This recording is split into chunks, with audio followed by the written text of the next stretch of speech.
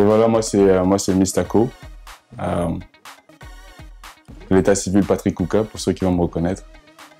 Je fais de la musique depuis...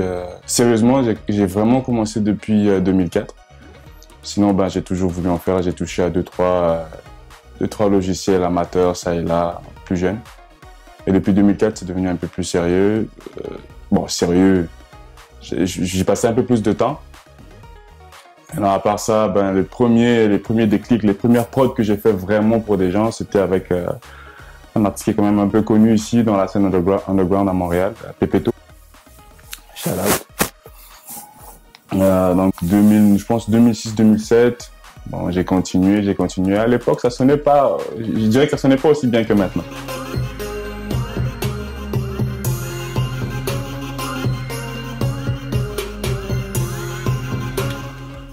Donc j'ai vraiment travaillé, j'ai fait quelques recherches, j'écoute beaucoup, qu'on appellerait les collègues producteurs qui sont ici sur Montréal. J'écoute beaucoup de sons, que ce soit des producteurs plus connus américains ou français. Bon, j'écoute vraiment de tout. Et voilà, mon style de musique,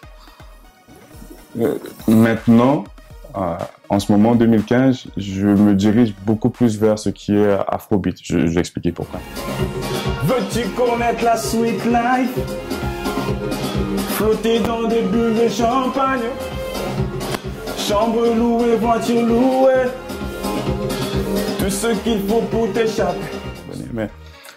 Mais mes influences sont vraiment prises de tout et de n'importe quoi. C'est-à-dire que plus jeune, j'écoutais beaucoup de Phil Collins, j'écoutais beaucoup de Tracy Chapman, j'écoutais de la musique classique, donc les Handel, les Pachelbel et tout, tralala, Beethoven, voilà. Et de la musique africaine. Beaucoup de musique congolaise, la rumba, parce que je suis d'origine congolaise, naturalisé ivoirien par la force des choses. Shout out à la Côte d'Ivoire. Donc voilà, beaucoup de musique africaine. Du coup, même dans les beats que je produisais avant, il y avait toujours ce côté africain qui revenait. Et jusqu'à ce que, bon, je finisse par trouver finalement mon identité. Je crois beaucoup que ce que je dois faire comme musique, peu importe le beat que je produis, que ce soit du hip-hop, du R&B ou du rock, parce que j'en ai fait aussi, il y aura toujours ce côté africain-là. D'ailleurs, je suis habillé en africain. Ça, c'est une tenue qui s'appelle la Bacoste. C'est la tenue des ministres en congé. Donc là, je suis en mode ministre en congé, tu vois. Donc je veux vraiment que ma musique fasse ressortir mon identité dans tout ce que je fais. Donc voilà un peu pour, grosso modo, connaître qui est Mistako. Et c'est quoi tes influences? Qu'est-ce qui... Parce que tu dis que tu as écouté un peu de tout, un peu de rumba, etc. Mais quels sont les producteurs qui t'ont le plus influencé et qui ont peut-être défini ta couleur musicale, en fait, selon toi? C'est qui les producteurs qui t'ont le plus inspiré? Les producteurs qui m'ont le plus inspiré, je dirais que j'ai toujours voulu faire de la musique pour deux choses. Par passion et puis pour le côté business. Mais vraiment le côté business qui gère tout de A à Z. Donc les producteurs qui m'ont beaucoup inspiré, je dirais qu'il y aura Pharrell Williams. Il m'a beaucoup inspiré parce que lui, très tôt, il a commencé à utiliser des sonorités électro. Et au départ, c'était pas très accepté dans le milieu de la musique, la musique hip-hop ou R&B, la musique finalement, entre guillemets, noire. Mais c'est quelqu'un qui a compris très vite que c'était ça le futur. Et c'est quelqu'un qui gérait son business de façon assez simple. C'est-à-dire que c'est parti deux amis, ça grandit, et puis on prend la musique et puis on essaie de sortir un produit qui va dériver, par exemple, des vêtements. Il a sorti une marque de vêtements, Babe, et ensuite c'est parti.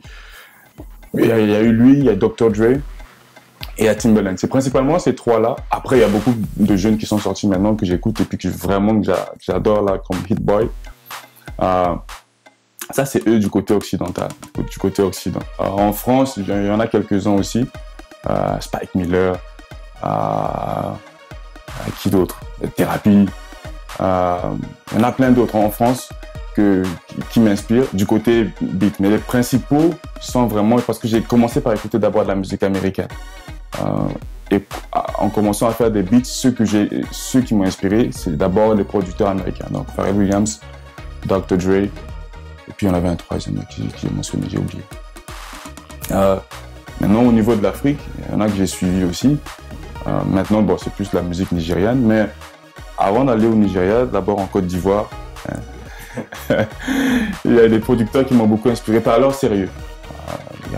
Nous, en Côte d'Ivoire, on appelle ça les vieux pères. Le vieux père David Taïro, ça, c'est un mec à respecter.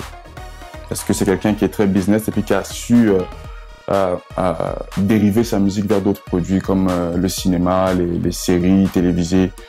Donc, voilà. Ce sont mes plus grosses inspirations. Il y a aussi le côté chanteur qui m'inspire aussi.